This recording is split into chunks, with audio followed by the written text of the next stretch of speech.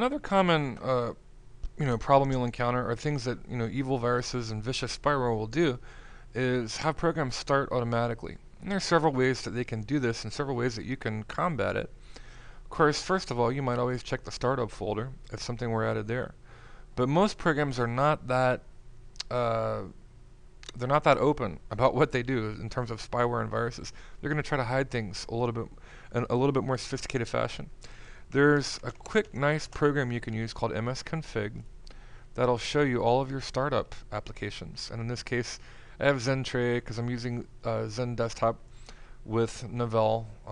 Here's VMware for my virtual machine tools and a couple other services. But these are all of the things that are set up to start. And there's just a whole slew of really cool tools in msconfig.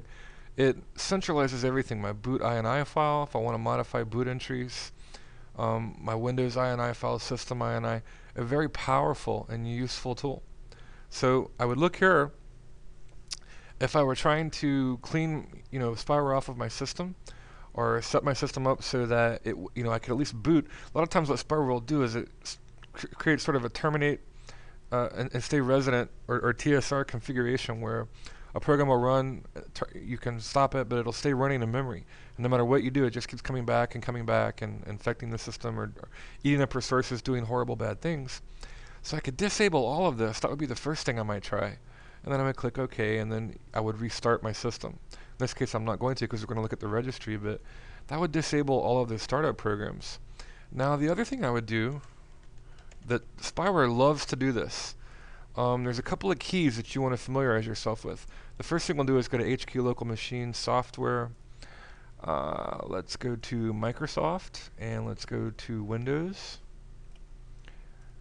and let's go to Current Version. One of the favorite keys of spyware. Look at all of these keys here, run once, and run once X. But if I wanted a program to start automatically, this is where I would put it. And if you find entries here that don't belong here, now some entries here might be legitimate, but if you find something here and you just know that that doesn't belong there, that key value, you might want to click on it and remove it. So we don't have anything here, but what we're going to do is actually create, we'll kind of create some spyware. We'll create a mock virus. It won't do anything bad, but just for demonstration purposes, we'll have it load a program. So we're going to leave the registry editor open right there. We're just going to make a very simple VB script. I'm going to launch Notepad, and it's just a very simple command message box. I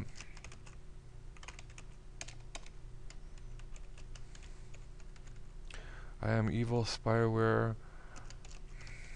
I hate you. And maybe that's a little stronger. How about I am evil spyware.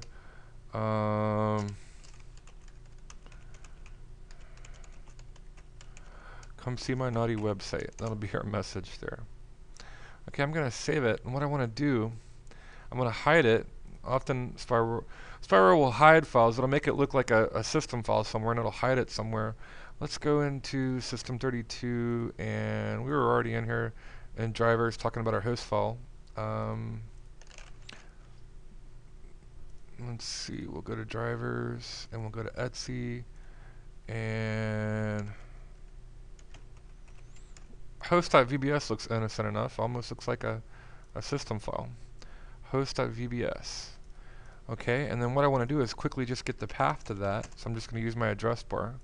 Some of the reasons I like to leave the address bar set up and enabled, but I'm going to go to Windows, and System32, and drivers, and Etsy. I'm just going to copy and paste that, and I got to remember it's called host.vbs, and that makes it executable. In my registry editor, I'm going to go ahead and make a key, and I'll make a new string value in this case. And let's see, let's try to make this innocent looking. We'll just call this system. Who would ever suspect that something called system was an evil, malicious, vicious piece of spyware? And then what I want to do is map it to this folder. So I pasted the path in here, and it would be, what do we call it? Host VBS. So now this string value is set up so that every time Windows boots, it's going to load this. And that would be in run once, And I could also put the put that entry in 1. Matter of fact, let me go ahead. Let me do this. Pop it over here, and we'll put in a new string value, and we'll make it sound like it's important, like it belongs there, something innocent, just like our evil spyware would do. And VBS.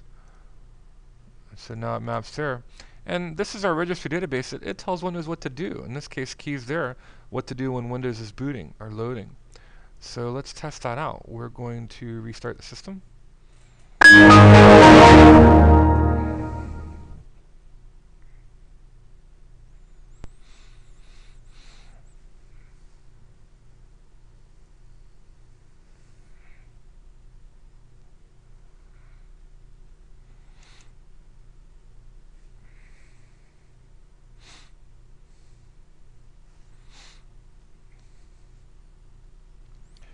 Booting, booting, booting, booting, booting, booting, rawhide. Move them out. That's about all I can remember. Okay, let's log in.